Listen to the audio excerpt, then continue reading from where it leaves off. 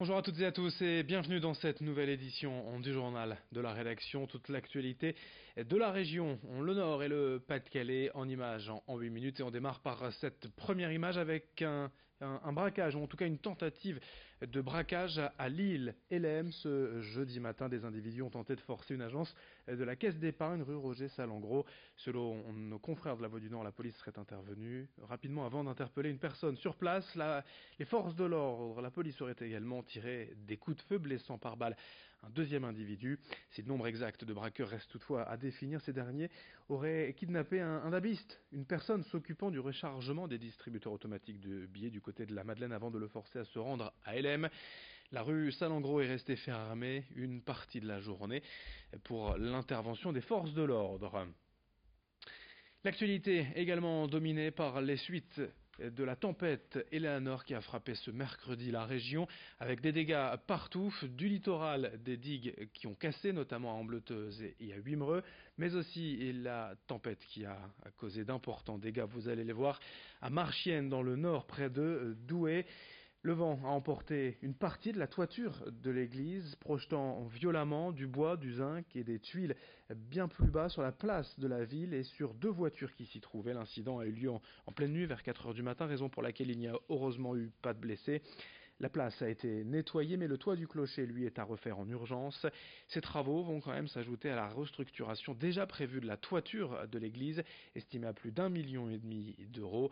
Écoutez, le maire de Marchienne, Claude Merali, au micro de Brieux-Gorchy. Il faut une entreprise spécialisée pour intervenir là-haut.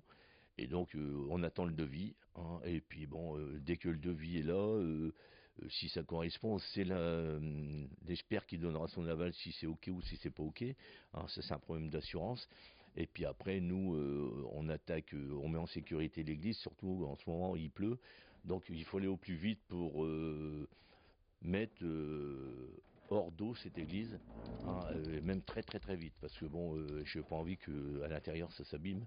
Hein, il y a déjà le fond qui s'est abîmé avec une infiltration, il y en a assez. Autre actualité dans la région après la disparition d'Alexis Duchesne, âgé de 18 ans, habitant au Bourdin depuis le 14 décembre. Ses proches sont sans nouvelles. Alexis était parti ce soir-là promener son chien le long de la Deule, mais il n'est jamais revenu. Son téléphone et son blouson ont pourtant été retrouvés sur un banc le long du canal. La police a d'abord mené ses recherches durant 3 jours, notamment en sondant la Deule à plusieurs reprises. Depuis, plusieurs battues ont été organisées par sa famille, notamment ce mercredi. Ils étaient 120 personnes mobilisées. Une autre battue est de nouveau programmée ce samedi, mais cette fois, la famille appelle les forces de l'ordre et les plongeurs à se joindre à eux, car pour la police, le corps d'Alexis est désormais dans la Deule. Écoutez le témoignage d'une de ses tantes au micro de Céline Huret. Il s'est passé qu'à 18h30, il est parti promener son chien et il n'est pas rentré en fait.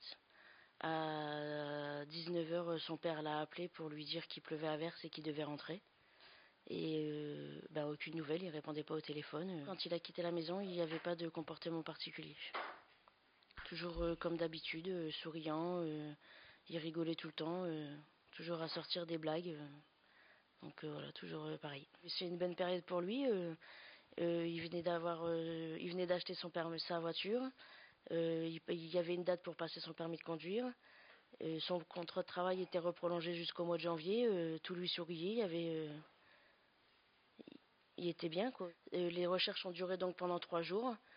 Et puis là, ils disent que pour eux, il est persuadé que c'est un accident qui est tombé dans l'eau, quoi. À 99%, ils sont sûrs qu'il est dans l'eau. Donc la seule réponse qu'ils nous donnent, c'est qu'il faut attendre que le corps remonte. Et moi, je trouve ça vraiment inhumain, quoi. Les recherches auraient été plus poussées si ça aurait été un enfant, pas un adulte. Moi, la thèse de l'accident, j'y crois pas trop, parce que du côté où ils ont retrouvé son manteau, il y a un muret.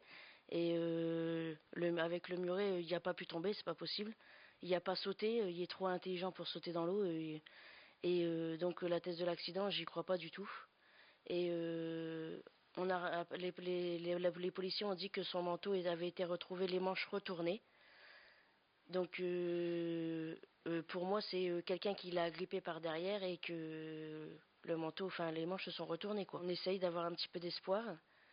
C'est dur parce que par rapport à ce qu'on entend, pour nous, même pour les policiers, ils n'arrêtent pas de nous dire qui est dans l'eau, qui est dans l'eau, qui est dans l'eau. Le samedi 6, là, on refait une battue.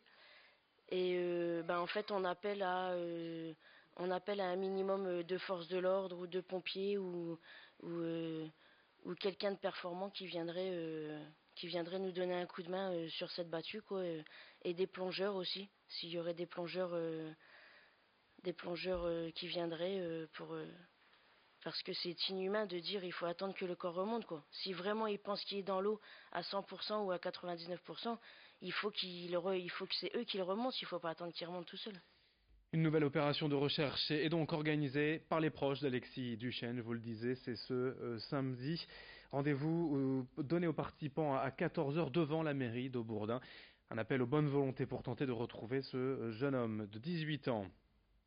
Dans le reste de l'actualité, pour finir ce journal, on va parler de sport avec du football, les 32e de finale de la Coupe de France ce week-end. Le petit poussé régional Hasbrook accueille Caen, équipe de Ligue 1, ce samedi à 18h au stade d'Amet. Plus d'une seule place en vente, les 3000 billets ont trouvé preneur en à peine quelques heures. 6 divisions séparent les deux clubs, mais les joueurs d'Hasbrook veulent croire en leur chance. Après avoir éliminé l'équipe de Beauvais, 3-0 au tour précédent sur ces images, le club rêve d'un nouvel exploit, cette fois face aux professionnels de Caen. L'équipe a joué son dernier match de préparation cette semaine à Péranchy avec une victoire 2-1 et aucun blessé à déplorer, heureusement. Hasbrook et son entraîneur Frédéric Persoun sont prêts pour l'exploit.